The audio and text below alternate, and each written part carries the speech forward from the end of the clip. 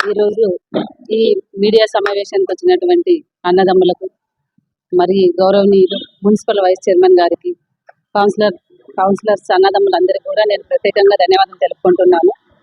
అదేవిధంగా నవంబర్ నెల మన ఆదోని మున్సిపాలిటీలో జరిగినటువంటి సమావేశంలో గౌరవనీయులు ఆదోని అమరావతి నగర్కు చెందినటువంటి గౌరవ కౌన్సిలర్ గారు మాట్లాడినటువంటి మాటలకు ఈరోజు జవాబు ఇస్తూ ఈ మీడియా సమావేశం నిర్వహించడం జరిగింది.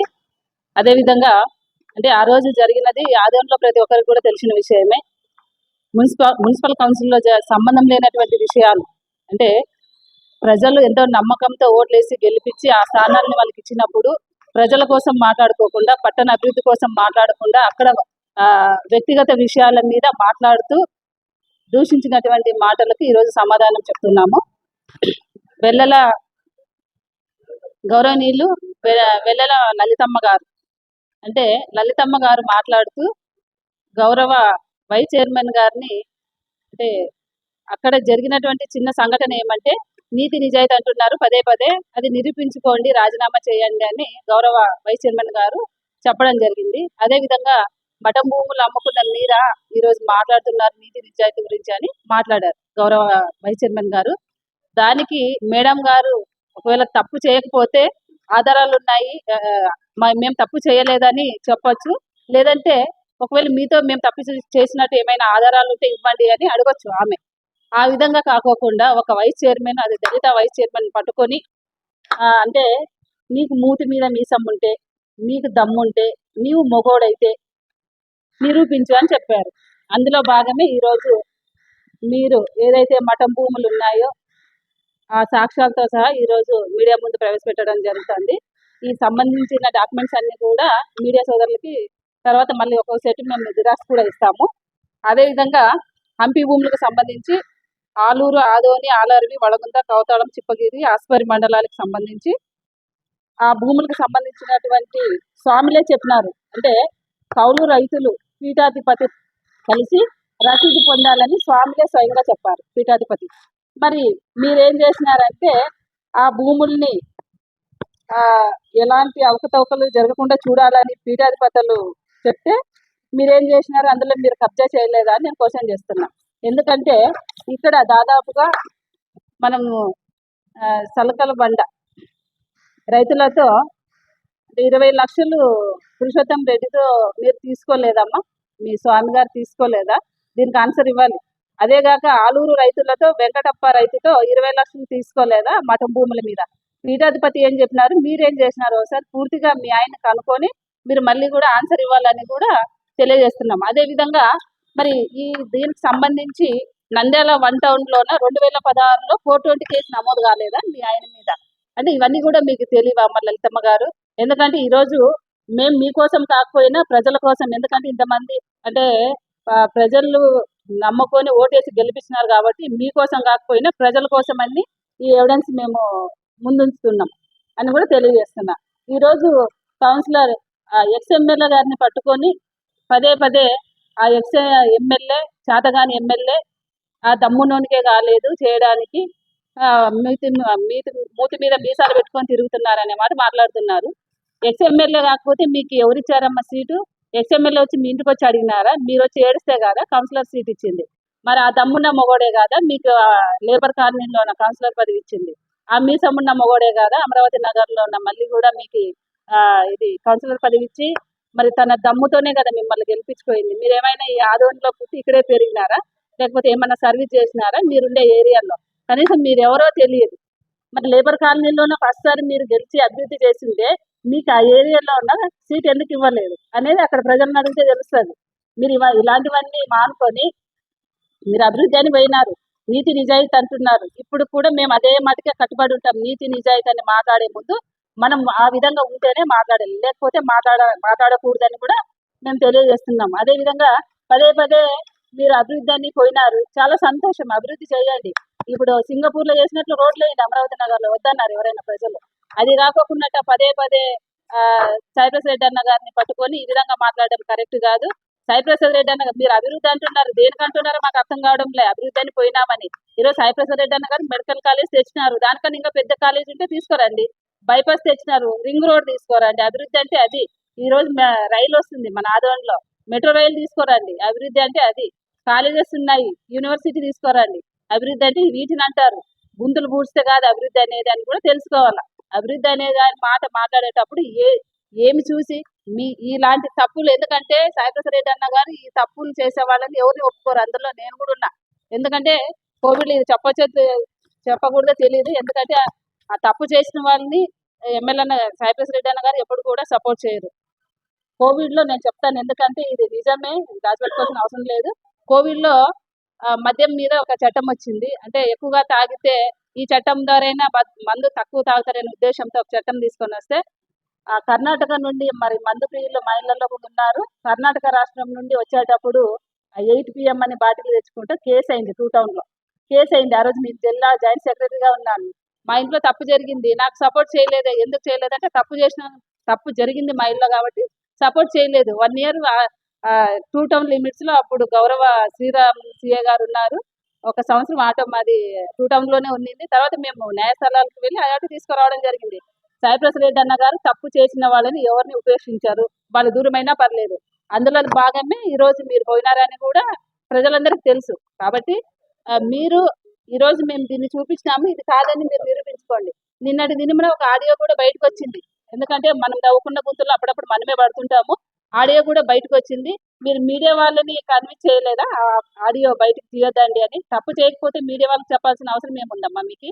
తప్పు చేశారు కాబట్టి మీరు ఆ మాట చెప్పినారు. కాబట్టి పదే పదే మీరు సాయిప్రసాద్ రెడ్డి అన్న గారిని అంటే ఇక్కడ ఎవరు చూస్తూ ఊరినే ఉండారు. మేము కూడా ఇదే విధంగా జవాబు చెప్తుంటాం ఆధారాలతో సహా. మీరు ఆధారాలు లేకున్నట్ల కబ్జా అంటున్నారు సాయిప్రసాద్ రెడ్డి అన్న గారిని. 6 నెలలుగా కూడా ఇదే మాటే మాట్లాడుతున్నారు. కాబట్టి గోడకు బంతి విసిరితే మళ్ళీ అది మనకి రివర్స్ వస్తుంది. ఈ రోజు మీకు ఈ బంతి ఈ రూపంలో వచ్చిందని కూడా నేను తెలియజేసుకుంటున్నాను. నాకు ఈ అవకాశం ఇచ్చిన అన్నదమ్ములందరికీ కూడా నేను ప్రత్యేకంగా ధన్యవాదాలు చెప్పుకుంటూ సెలవు తీసుకుంటున్నాను. నా పేరు శ్రీలక్ష్మి. మీడియాకి,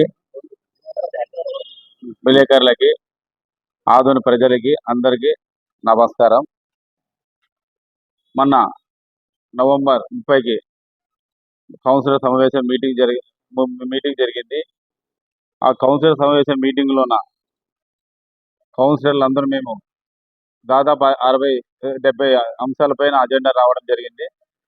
ఆ 70 అంశాల అజెండా పైన మేము కౌన్సిలర్ అందరూ ప్రజా సమస్యల మీద బాగా చర్చించి దీని మీద మనము పూర్తిగా ప్రజలకు సహకరించాలని మేము కౌన్సిలర్లు అందరూ మాట్లాడుకొని పోవడం జరిగింది. అక్కడ మేము కొంతమంది కామెంట్ పెట్టినారు, చైర్ల కోసము కౌన్సిలర్లు వాదనలు చేస్తున్నారని. బ్రదర్, మీకు పెట్టిన వాళ్ళకి ఒకటే చెప్పేది, మేము చైర్ల కోసం కానీ వాదనలు చేసింటే నేల మీద కూర్చుని సమావేశం ఎందుకు నడుపుతాము? అక్కడ కనీసం గౌరవంగా కూడా పోతే చైర్ లేదు, ఒక గౌరవ వైస్ చైర్మన్ గా అది నేనున్నా ఎవరున్నా ఒక హోదాకి కన్నా గౌరవించుకోవాలా, అది మన సంస్కృతి. కానీ పద్ధతి అది. ఒక ఆడ పోతే నేను నిలబడినాను, ఒక చైరు లేకుంటే దానిపైన వైస్ చైర్మన్ చైర్ లేకున్నప్పుడు ఎందుకని చెప్పి మా కౌన్సిలర్లు అందరూ కింద కూర్చుని స్టార్ట్ చేద్దామని చెప్పి మేము కింద కూర్చుని నేలపైన కూర్చుని సమావేశం స్టార్ట్ చేసినారు. అది అధ్యక్ష చైర్మన్ పూర్తిగా మొండితనంగా తన ఇష్టానుసారంగా ఎక్కడ జరగలేని చరిత్రలో ఆ రోజు సమావేశాన్ని పూర్తి కింద కూర్చొని ఇక్కడ మీరు ఇలాగే కూర్చున్నాలా, మీకు ఇలాగే మేము నడుపుతాం, మీరు కూర్చున్నాలనుకుంటే మీ ఇష్టం ఎక్కడైనా కూర్చొని అనే భావన మాట్లాడింది. కాబట్టి మేము ఆ విధంగా అర్థం చేసుకుని మేము ప్రజల పైన గెలిపించి వచ్చిన వాళ్ళు మేము ప్రజల సమస్యలు నేల మీద కూర్చుంటాం, ఎక్కడైనా కూర్చుని సమావేశం స్టార్ట్ చేస్తామని ఆ రోజు మొదలుపెట్టినాం. ఆ సమావేశంలోన దాదాపు 15 అంశాలు జరిగినవి. 15 అంశాలు జరిగిన తర్వాత అక్కడ ఒక కౌన్సిలర్ మా లలితమ్మక్క గారు మాట్లాడుతూ నోరు జారింది. అది మేము కూడా అనకూడదు, అంటే గౌరవంగా ఒక లేడీస్ కూడా మాట్లాడకూడదు ఎవరిని. అదే ఏదైనా మా పురుషులు మాట్లాడితే ఇలా మాట్లాడతారు అంటున్నారు. మీది మీద మీసం ఉంటే మీరు నిరూపించండి మఠం భూములు అన్నారు. అయినా మేము దాన్ని అంతగా తీసుకోలేదు, ఎందుకంటే బాగుండదని పదే అక్కగారు మీటింగ్లో చెప్పడం మాకు చాలా బాధాకరము. కాబట్టి మేము ఆ భూములపైన మేము ఆరా తీస్తే ఈ పూర్తిగా మధు శర్మ స్వామి లలితమ్మ భర్త పీఠాధిపతి భూములు దాదాపు భూములు ఆయన ఇక్కడ ఏమిచ్చినారు, వీరపక్ష స్వామి దేవాలయ భూమి సంబంధించిన భూములు సాగి ఆలూరు ఆదోని ఒలగుంద కోతలం చెప్పగిరి ఆస్పేల్ మండలం. అంటే ఈ భూములకు సంబంధించిన ఎవరన్నా కౌలు రైతుగా మీకు కావాలని వస్తే అక్కడ మఠం వాళ్ళ దగ్గరకు వచ్చి రసీదు పొంది మీరు కౌలు భూమి చేసుకోవాలని ఇక్కడ పీఠాధిపతి సాక్షాత్ పేపర్ స్టేట్మెంట్ ఇవ్వడం జరిగింది. ఓకేనా. తర్వాత ఈ భూమికి సంబంధించిన 6 ఆడంగాలు ఇక్కడ వీరపక్ష అని దాదాపు అంపి భూమి అని 14 ఎకరాల చిల్లర దాదాపు. ఈ భూమి సర్వే నంబర్ పైన మధు శర్మ స్వామి అనే ఒక వ్యక్తి ఆయన ఒక మెంబర్ అని చెప్పుకుని ఒక మఠంలో ఒక అని చెప్పుకుని అక్కడ దాదాపు అక్కడ కౌలు రైతులకి ప్రజలకి అబద్ధాల మాటలు చెప్పి మోసం చెప్పి వాళ్ళకి ఏదో పూర్తిగా లేనిపోని అబద్ధాలు చెప్పి వాళ్ళకి ఈ సర్వే నంబర్ పైన అగ్రిమెంట్ రాయడం జరిగింది. అగ్రిమెంట్ రాసిచ్చి ఇవ్వడం జరిగింది మధు శర్మ స్వామి. అంటే ఈ భూమిలో ఈ సర్వే నంబర్లు ఒక దేవస్థానం సంబంధించింది, అవి 6 వార్డం స్థలం మఠకు సంబంధించింది. ఆ భూమిలో రాయడానికి ఈయనకేం అధికారం ఉంది? ఈయన రాసిచ్చిన సర్వే నంబర్లో ఈయన రాసిచ్చిన భూములు అవి ఒక మఠకు సంబంధించింది. ఆ మఠకు సంబంధించినప్పుడు ఈయన రాసిచ్చేదానికి ఏ అధికారంతో రాసిచ్చినా ఏమన్నా మఠంలో ఒక నంబరా, లేదంటే ఏమన్నా పీఠాధిపతి, లేదంటే ఈయనకి ఏమన్నా మఠకు సంబంధించిన ఒక గుడి ఏదన్నా ఇంకేమన్నా రాతపరంగా ఏమన్నా రైట్ ఏమైనా ఇచ్చినారా? అంటే ఎంత మోసం. ఒక బాబునే అంటాం పూజారి, అలా ఈయన ప్రజల్ని ఎంత మోసం చేసినా మీరు అర్థించండి. ఒక దేవ భూములే ఏదో భూములు అమ్మ రేపు గుడి నమ్మనా కూడా ఆశ్చర్యపడలేదు కదా.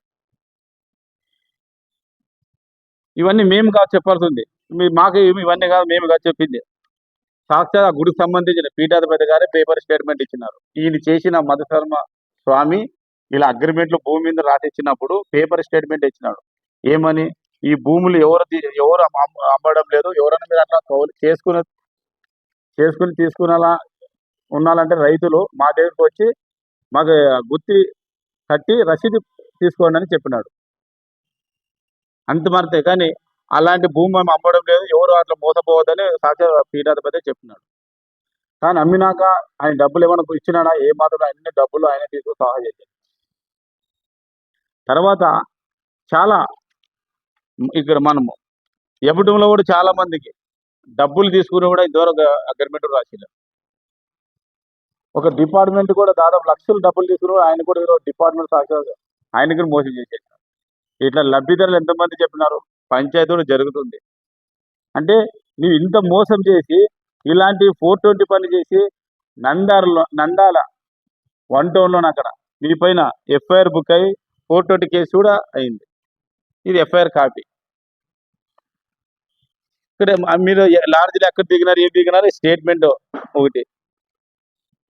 అంటే ఇవి నిజాలు ఎక్కడ తెలుసుకున్నారంటే మీరు కోర్టులో తెలుసుకున్నారు. బూత్ మీద మీ సొమ్ము ఉండగా మీరు ఇవన్నీ మాట్లాడవచ్చు లేడీస్. ఇప్పుడు ఏం సమాధానం చెప్తారు? ఈ మఠం సంబంధించిన భూమి అగ్రిమెంట్ మీద నీకు ఏ అధికారంతో రాసిచ్చినావు? మీ మీద పార్టీలో చేర్చుకోవద్దని సాక్షాత్ మన అశోక్ కానీ రామాంజనేయులు కానీ మన ఆర్డీఓ ఇది స్పందనలో కానీ ఆర్డీఓకి లెటర్ ఇచ్చి స్పందన సబ్ కలెక్టర్కి స్పందన అర్చీయడం జరిగింది. ఇవన్నీ అబద్ధాలా? అంటే మేము ఏమైనా మీ పైన వ్యతిరేకంగా మాట్లాడుతున్నామా? ఏ కక్ష సాధింపులు మాట్లాడుతున్నామా? మాకు అవసరం లేదు. నీ భూమి అమ్ముకుంటావో గుడిని అమ్ముకుంటావో అది నీకు వదిలేస్తాం, అది దేవుడు చూసుకుంటాడు. కానీ మీరు మాట్లాడేటప్పుడు వ్యక్తిగతంగా నోరు జాగ్రత్త పెట్టుకుని మాట్లాడాలి. నోరు ఏందది? కౌన్సిలర్ సమావేశంలోన ఇష్టంతో మాట్లాడడం మంచిది కాదు కదా. ఏం మాట్లాడాలా? ఏదో అంశం మీద ప్రజలకు సంబంధించిన పైన డెవలప్మెంట్ పైన ఏదో మీ వార్డు సంబంధించి గెలిపించినారు కాబట్టి మీ వార్డుకు సంబంధించిన పైన ఏదన్నా ఉంటే చర్చించు, అక్కడ మాట్లాడు. నీకు ఏదైనా పని జరగలేకపోతే ఫైట్ చేయి. అంతేగాని నోటికి ఇష్టం వచ్చినట్లు మాట్లాడడం ఎంతవరకు కరెక్ట్ అక్క? అది మంచిది కాదా కదా? ఇప్పుడు ఏం సమాధానం చెప్తావు మీరు? దీన్ని కూడా అబద్ధం అంటారా? ఈ ఈ స్టేట్మెంట్ ఇచ్చింది పీఠాధిపతి అబద్ధం అంటారా? ఈ ఎఫ్ఐఆర్ కట్టిన కాఫీ అబద్ధం అంటారా? చెప్పండి. కంప్లైంట్ ఇచ్చింది దామోదర్ రెడ్డి, అదుడు ఆయన అంట. కంప్లైంట్ ఇచ్చిన పేరు దామోదర్ రెడ్డి. మఠంలో దాదాపు ఇప్పుడు డబ్బులు తీసుకున్నావు పాపం వాళ్ళ లబ్ధిదారులు, వాళ్ళకి అగ్రిమెంట్ కూడా ఏం రాసి లేదు. ఒక డిపార్ట్మెంట్ కూడా నువ్వు డబ్బులు తీసుకుని రాసి లేదు. మేము ఒకటే చెప్తాం స్వామి, దయచేసి వ్యక్తిగతంగా ఎవరు మేము పోము, నాకు అవసరం కూడా లేదు. మీరు ఆ రోజు నోరు జారినారు కాబట్టి ఈరోజు మేము పెట్టడం జరుగుతుంది. ఆయన యాక్షన్ మేము పెట్టాం అంటే నీవు మిగతా మేము అన్న మాటలకి మిగతా సాక్ష్యాలు ఉంటే మీ ఉంటే దమ్ముంటే మీరు రుజువు చేయండి, చెప్పండి అంటే మేము అక్కడ కూడా ఏదైనా ఊగా ఉండేవాళ్ళం. నువ్వు మీద మీసేం అనేది ఏంటంటే పద్ధతి మార్చుకోవాలి కదా. మాకు అవమానం జరిగిందండి కౌన్సిలర్లోన. ఒక వైస్ చైర్మన్గా మేము ఆదరణ చరిత్రలోన ఎప్పుడు జరిగిన అవమానం మన నేలపైన కుందు కూర్చొని మీటింగ్ చేసినాం. అంటే చైర్మన్ ఇంత అవమానం చేస్తుంది మీకు తెలియదా? చైర్మన్ ఎంత చిచ్చిపోతుంది కదా, చైర్మన్ కోసం చేస్తే మీకెందుకంటే అంత బాధ? మా అవమానాలు మా మనోభావాలు దెబ్బతీసి ఏ పోయినా మీకు సంతోషమేనా? ఒకటి చెప్తున్నాం, దయచేసి ప్రజలు గుర్తించాలా. ఇప్పుడు చైర్పర్సన్ అక్కడ ఏదేది అజెండా అంశాలపైన ఏమేమి చేస్తుంది, ఏమేమి పూర్తిగా అక్కడ జరుగుతున్నది మాకు తెలుసు. ఒక కౌన్సిల్ సమావేశం జరిగేటప్పుడు ఒక 3 days ముందే మాకు అజెండా ఇవ్వాలి. అది కోకున్నట్ల డైరెక్ట్ 2 days 1 days నైట్ ఇవ్వడం, ఎమ్మెల్యే గారు చెప్తే అప్పుడే మీటింగ్ పెట్టడం, ఇవన్నీ వ్యతిరేకం కదా, ఇవన్నీ తప్పు కదా. మమ్మల్ని గెలిపించింది ఎందుకు? మా కౌన్సిలర్ మీటింగ్ ఎందుకు నడపాలా? మీటింగ్ అయినప్పుడు కౌన్సిల్ ఒక చైర్పర్సన్ ఛాంబర్లో కూర్చుని ఎన్ని ఉన్నా సమావేశం వచ్చిన తర్వాత అక్కడ ప్రజా సమస్యలపైన కూర్చొని చర్చించుకుని ఒక అజెండా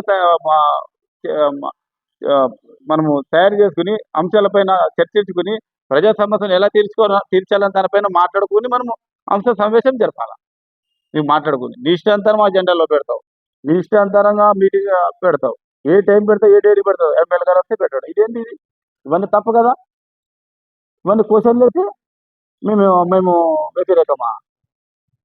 మేము ఒకటే చెప్తున్నాం, మమ్మల్ని గెలిపించింది ప్రజలు, తప్పు చేసి ప్రజలు భయపడతాం. మేము ఎవరో ఏదో అంటారని మేము పట్టించుకోము. ఎందుకంటే ఒకటే చెప్తున్నాం, మీరు దయచేసి రాజకీయాలు చేసేటప్పుడు ఆశ చూసి మాట్లాడండి. ప్రజా సమస్యల పైన, డెవలప్మెంట్ పైన, గవర్నమెంట్ వచ్చింది మీ పైన ఏది స్కీముల పైన ఏమైనా వాటి పైన చర్చించుకుని ప్రజల సమస్య మనం పోదాం. కానీ ఇష్టాంతరంగా మాట్లాడడం దయచేసి అందరూ మానుకోవాలా. ఇది నేను దయచేసి చెప్తున్నా. మరి ఈరోజు అది మున్సిపల్ కాంప్లెక్స్ విషయంలో తర్వాత మేము అందరూ కౌన్సిలర్ అందరూ మాట్లాడుకుని అక్కడ ఒక డేట్ చెప్పి మీకు అందరూ ప్రెస్ వాళ్ళకి పెట్టుకుని లబ్ధిదారులు అందరూ బెనిఫిట్ డిపాజిట్ కట్టిన వాళ్ళు కూడా అందరూ పిలిపించుకుని ఒక డేట్ చెప్తాం. ఆ రోజు అక్కడ అందరూ కాంప్లెక్స్ దగ్గర ప్రెస్ మీట్ జరుగుతుంది. కానీ దయచేసి చెప్తున్నాను, ఆదరణ ప్రజలు వైఎస్ఆర్ కాంగ్రెస్ పార్టీ ఎప్పుడు పూర్తిగా ప్రజల వైపే ఉంటుంది, ప్రజలకు మద్దతుగా ఉంటే ప్రజల ఆలోచన మేరకే మేము నడుచుకుంటాం. కానీ ఏ విధంగా మేము ఈరోజు అలా పొరపాటు కూడా చేయము.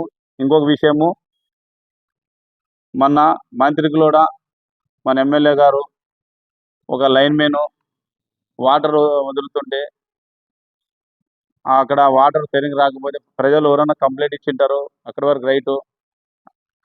ఏదో నీళ్ళు సరిగ్గా రాలేకపోతే ఏదైనా ఎమ్మెల్యే దృష్టికి చెప్పింటారు, అక్కడ ఎమ్మెల్యే గారు పిలిపించుకుని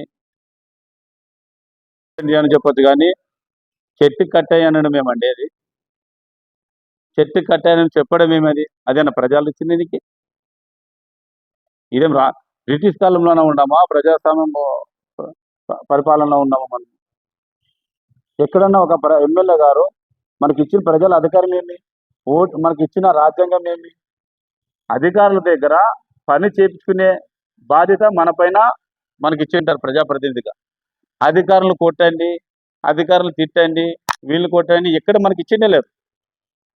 మన పని మనకి ఏమి ఇచ్చింటారో మనకు అధికారము, ఆ పని మనం చేయాలి.